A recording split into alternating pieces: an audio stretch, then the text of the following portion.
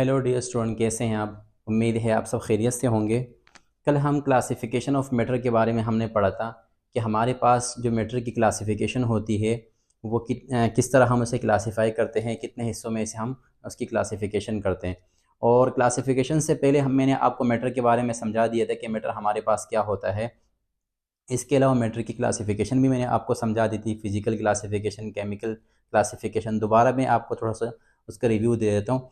हमने मैटर के बारे में पढ़ा था कि मैटर हमारे पास क्या होता है, हर वो चीज़ यूनिवर्स के अंदर, हर वो चीज़ जो वज़न रखे और जगह घेरे, वो हमारे पास क्या कहलाता है, वो हमारे पास मैटर कहलाता है। जिस तरह का ये मार्कर है, ये हमारे पास क्या है, एक मैटर है। ये जगह भी ऑक्यूपाई कर रहा है और इसका कोई ना कोई वज़न भी है, ठीक है। तो इसके बाद हमने मैटर की जो क्लास दो कैटेगरी में हमने मैटर को क्या किया था, क्लासीफाई किया था। पहले मैंने समझाया था आपको कि जो फर्स्ट क्लासिफिकेशन है वो क्या है, वो हमारे पास है फिजिकल प्रॉपर्टी।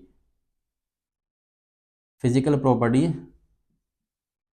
और सेकंड हमारे पास है केमिकल प्रॉपर्टी।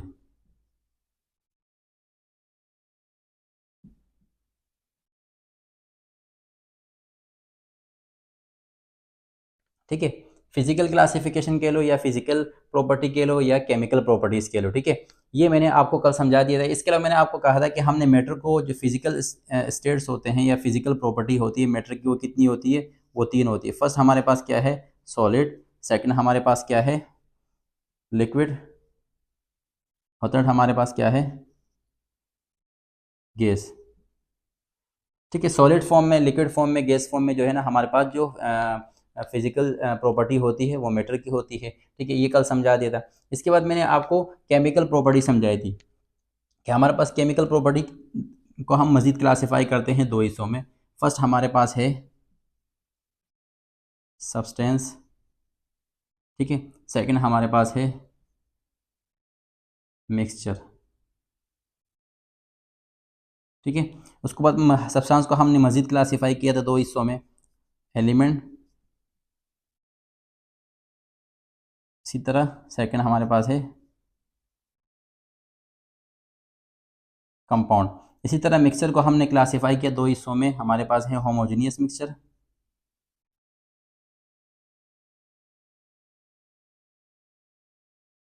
और सेकंड हमारे पास है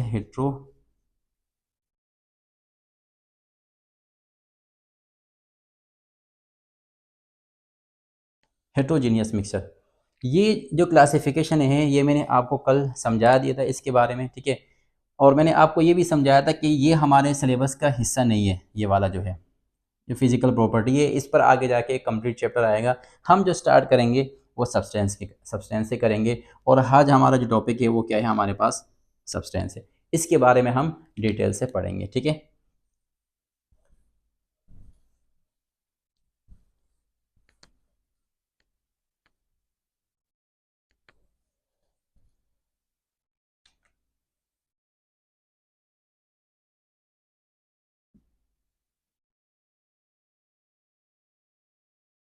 सब्सटेंस के बारे में पढ़ते हैं हम कि सब्सटेंस हमारे पास क्या है।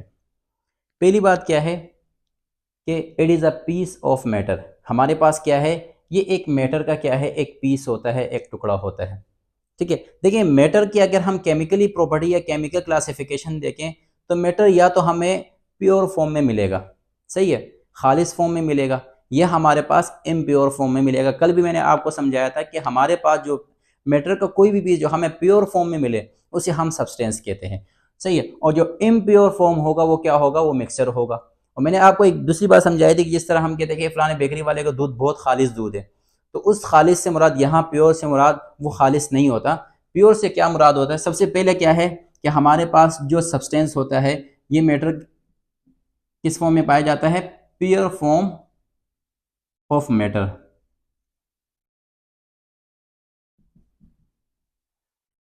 ये मैटर की कौन सी फॉर्म है, बिल्कुल pure form.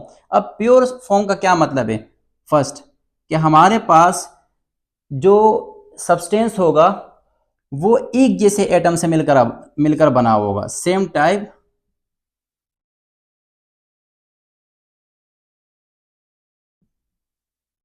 Types of atoms. हमारे पास पहली बात क्या है, प्योर फॉर्म ऑफ मैटर का क्या मतलब है कि हमारे पास जो सब्सटेंस होगा वो किस फॉर्म में होगा, वो प्योर फॉर्म में होगा। और प्योर फॉर्म से मुराद क्या है कि हमारे पास जो सब्सटेंस होगा वो हमारे पास एक जैसे एटमों से मिलकर बना होगा, सेम टाइप्स ऑफ एटम, यानी एक जैसे प्योर से मुराद क्या है, एक जैसे एटमों से मिलकर बना होगा। इस तरह अगर मैं मिसाल के तौर पर अगर मैं बात करूं कि मेरे पास, मिसाल के तौर पर अगर मैं इस मार्कर की अगर मैं बात कर लूं, ठीक है, मिसाल के तौर पर, ठीक है, अब अगर इसके मैं एक एक पीस कर लूं, एक एक टुकड़े कर लूं, ठीक है, तो अब मेरे पास जो इसके एक एक पीस, एक एक टुकड़ा होगा, उस वो जाहिर है एक ही एटमों से मिलकर बना होगा। देखिए मेरे पास ये एटम है, एक जैसे एटमों से मिलकर बना हुआ है, एक जैसे एटमों, अगर एक जैसे एटमों से मिलकर नहीं बना हुआ होगा तो सेकंड हमारे पास ये है कि अगर हमारे पास कोई एटम है, शर्त यह है कि वो एक जैसे एटमों से मिलकर बना हुआ, अगर वो एक जैसे एटमों से मिलकर नहीं बना हुआ है तो उसे वो बना हुआ होगा, तो इसमें हम क्या करेंगे, फिक्स रेशियो देखेंगे।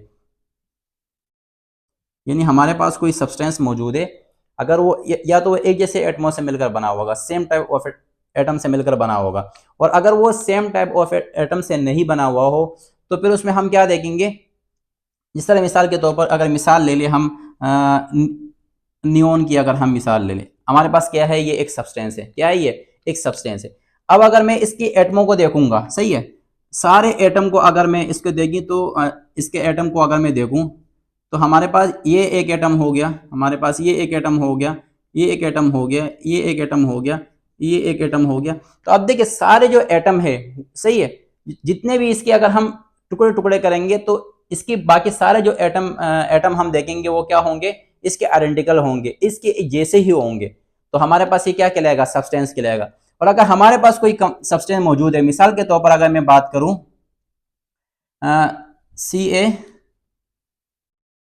CaCO3 कैल्शियम कार्बोनेट, अब देखें इसके अंदर सेम टाइप एटम नहीं है, तो अगर सेम टाइप्स ऑफ एटम ना हो तो फिर उसकी हम क्या करेंगे, फिक्स रेशियो देखेंगे। क्या करेंगे, फिक्स रेशियो। अब देखिए अगर मैं इसकी बात करूं, फिक्स रेशियो में जो कैल्शियम जो कार्बोनेट है हमारे पास एक सब्सटेंस है, इसकी फिक्स रेशियो किस तरह निकालेंगे, देखिए हमारे पास कार्बन कितने, कैल्शियम कितने हैं, 1, ठीक है, इसी तरह कार्बन कितने हमारे पास, 1, ऑक्सीजन कितने हैं, 3। ये इसकी क्या है, फिक्स रेशियो है। अगर इसकी रेशियो को मैं चेंज कर दूंगा तो ये फिर कोई और कंपाउंड बन जाएगा, कैल्शियम कार्बोनेट नहीं बनेगा। इसी तरह अगर मैं बात करूं H2O की, अगर मैं बात करूं वाटर की, ठीक है, अब देखिए इसकी फिक्स रेशियो की अगर मैं बात करूंगा तो हमारे पास जो वाटर बना हुआ होता है वो किससे बना हुआ होता है, हमारे पास 2 हाइड्रोजन होते हैं और 1 ऑक्सीजन होता है, ये इसकी फिक्स रेशियो है।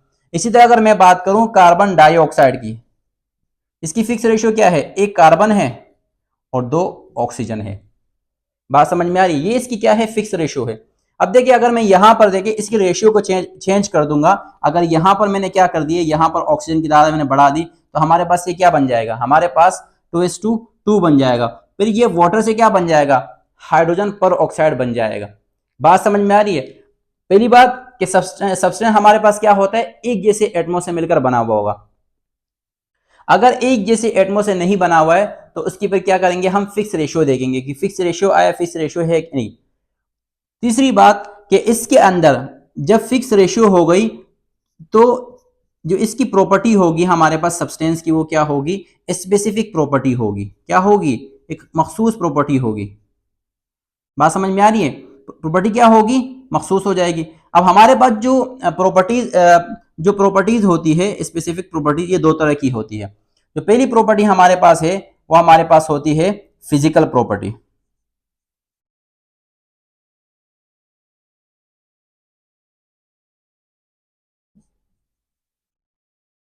Physical property. सेकंड हमारे पास है क्या है, केमिकल प्रॉपर्टी।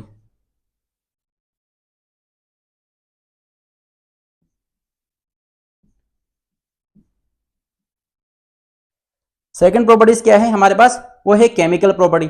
अब फिजिकल प्रॉपर्टी कौन सी होती है, फिजिकल प्रॉपर्टीज कौन सी होती है, फिजिकल प्रॉपर्टी किसी भी सब्सटेंस की फिजिकल प्रॉपर्टी वो प्रॉपर्टीज होती है जो उसकी फिजिकल स्टेट के साथ क्या करती हो, रिलेट करती हो। मिसाल के तौर पर मेरे पास यहां पर क्या है, मेरे पास क्या है, H2O है, यानी वाटर है, और ये किस फॉर्म में है, सॉलिड फॉर्म में है। सॉलिड फॉर्म का मतलब क्या है कि ये मेरे पास मौजूद है आइस के फॉर्म में। किस फॉर्म में मौजूद है, आइस के फॉर्म में मौजूद है।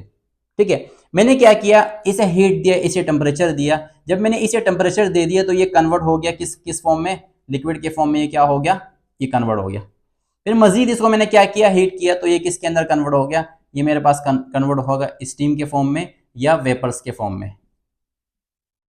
इस फॉर्म में कन्वर्ट हो गया, स्टीम के फॉर्म में या वेपर्स के फॉर्म में कन्वर्ट हो गया। अब देखिए यहां पर आप देखें कि यहां पर इसकी जो फिजिकल प्रॉपर्टी है सॉलिड फॉर्म में था, ठीक है। किस फॉर्म में था, सॉलिड फॉर्म में। जैसे ही मैंने टेम्परेचर दिया, इसकी प्रॉपर्टी क्या हो गई, चेंज हो गई, लिक्विड फॉर्म में चला गया। फिर मजीद जो है ना, इसे जब मैंने हीट किया तो इसकी प्रॉपर्टी चेंज हो गई, स्टीम फॉर्म में चला गया या वेपर्स बुखारात के फॉर्म में चला गया। अब देखिए यहां पर इसकी फिजिकल प्रॉपर्टी चेंज हो रही है, लेकिन जो इसकी कंपोजिशन है वो क्या है, वो चेंज नहीं हो रही। उसकी जो रेशियो है वो फिक्स है। मिसाल के तौर पर यहां पर हमारे पास 2 हाइड्रोजन 1 ऑक्सीजन, इसी तरह यहां भी 2 हाइड्रोजन 1 ऑक्सीजन, यहां भी 2 हाइड्रोजन 1 ऑक्सीजन, यानी रेशियो इसकी चेंज नहीं हुई है। मतलब इसकी जो रेशियो है वो फिक्स है, सिर्फ इसकी क्या हो गई है, फिजिकल प्रॉपर्टीज क्या हो गई, चेंज हो गई। इसी तरह हमारे पास फिजिकल प्रॉपर्टी कौन कौन सी होती है, हमारे पास जो फिजिकल प्रॉपर्टीज होती है, हमारे पास कलर, इसी तरह अगर मैं बात करूं टेस्ट, इसी तरह अगर मैं बात करूं स्मेल, ठीक है। इसी तरह अगर मैं बात करूं तो हमारे पास बॉइलिंग पॉइंट, इसी तरह मेल्टिंग पॉइंट, सही है। ये हमारे पास क्या होती है, हमारे पास किसी भी सब्सटेंस की फिजिकल प्रॉपर्टीज होती है। अब बात करते हैं केमिकल प्रॉपर्टी। केमिकल प्रॉपर्टी कौन सी होती है, केमिकल प्रॉपर्टीज असल में केमिकल रिएक्शंस को कहते हैं। मिसाल के तौर पर अगर मेरे पास NaCl है, क्या है, NaCl, सोडियम क्लोराइड। अब इसके क्या क्या रिएक्शन होंगे, इसी को हम क्या कहते हैं, ये दूसरे सब्सटेंस के साथ रिएक्ट करके क्या क्या बनाएगा, क्या क्या इसके रिएक्शन होंगे, इसी को हम क्या कहते हैं, केमिकल प्रॉपर्टीज। और जो हमारे पास केमिकल प्रॉपर्टीज होती है, ये किसी भी सब्सटेंस की कंपोजिशन पे क्या है, डिपेंड करती है। और कभी कभी ये होता है कि जब केमिकल रिएक्शंस होते हैं तो उसमें ये होता है कि उसकी कंपोजिशन भी, कभी किसी भी सब्सटेंस की कंपोजिशन भी क्या हो जाती है, चेंज हो जाती है। किस तरह, मिसाल के तौर पर मेरे पास यहां पर एक सब्सटेंस मौजूद है H2O, सही है, वाटर। मैंने क्या किया, इसे डिकम्पोज कर दिया। इसका क्या कर दिया, इसे डिकम्पोज कर दिया, रिएक्शन करवाया मैंने इसमें, इसको क्या कर दिया, इसे डिकम्पोज। जब मैंने इसे डिकम्पोज किया तो हाइड्रोजन गैस बन गया वापसी और ऑक्सीजन गैस बन गया। अब देखें इसकी, जब मैंने केमिकल रिएक्शन करवाया तो केमिकल रिएक्शन से क्या हुआ कि इसकी कंपोजिशन क्या हो गई, वाटर की, वो चेंज हो गई। तो केमिकल प्रॉपर्टी, कभी कभी ऐसे होता है केमिकल रिएक्शंस के दौरान कि किसी भी सब्सटेंस की जो कंपोजिशन होती है वो क्या हो जाती है, वो चेंज हो जाती है। इसी तरह एक दूसरी मिसाल है, जिससे हमारे पास है कैल्शियम कार्बोनेट। मैंने इसे डिकम्पोज किया, जब इसे डिकम्पोज किया तो क्या हुआ कि मेरे पास बना कैल्शियम ऑक्साइड और प्लस कार्बन डाइऑक्साइड। देखिए केमिकल रिएक्शन से क्या हुआ, जब केमिकल रिएक्शन हमने किया तो क्या हुआ, कंपोजिशन क्या हो गई, उस सब्सटेंस की क्या हो गई, वो चेंज हो गई। तो याद रखें केमिकल प्रॉपर्टीज ये डिपेंड करती है किस पर, कंपोजिशन, किसी भी सब्सटेंस की कंपोजिशन पे क्या है, डिपेंड करती है। और कभी कभी केमिकल रिएक्शन से क्या होता है, उस सब्सटेंस की जो कंपोजिशन होती है वो क्या हो जाती है, वो चेंज हो जाती है। तो आई होप आपको सब्सटेंस के बारे में समझ आ गया होगा कि हमारे पास सब्सटेंस क्या होता है। प्योर फॉर्म में पाया जाता है, ये मैटर की कौन सी फॉर्म है, pure form of matter. Second, अगर मैं बात करूं सेम टाइप ऑफ एटम, एक जैसे एटमों से मिलकर बना हुआ होता है। अगर हमारे पास कोई सब्सटेंस है जो एक जैसे एटम नहीं है, more than one type of atom है, तो उसमें फिर क्या होंगे, हम फिक्स रेशियो को देखेंगे। जब उसकी रेशियो फिक्स होगी, सही है, तो इस पे उसकी क्या होती है, स्पेसिफिक प्रॉपर्टीज भी होती है, स्पेसिफिक प्रॉपर्टीज भी होगी। और हमारे पास जो स्पेसिफिक प्रॉपर्टीज होती है वो कितनी तरह की होती है, वो दो तरह की होती है, एक फिजिकल प्रॉपर्टी और एक केमिकल प्रॉपर्टी। फिजिकल प्रॉपर्टी वो किसी भी सब्सटेंस की वो प्रॉपर्टी होती है जो सब्सटेंस की फिजिकल स्टेट के साथ क्या करती है, रिलेट करती है। और केमिकल प्रॉपर्टी कौन सी होती है, chemical property means chemical reactions. बात समझ में आ रही है। तो आई होप आपको सब्सटेंस के बारे में समझ आ गया हो कि हमारे पास सब्सटेंस क्या होता है।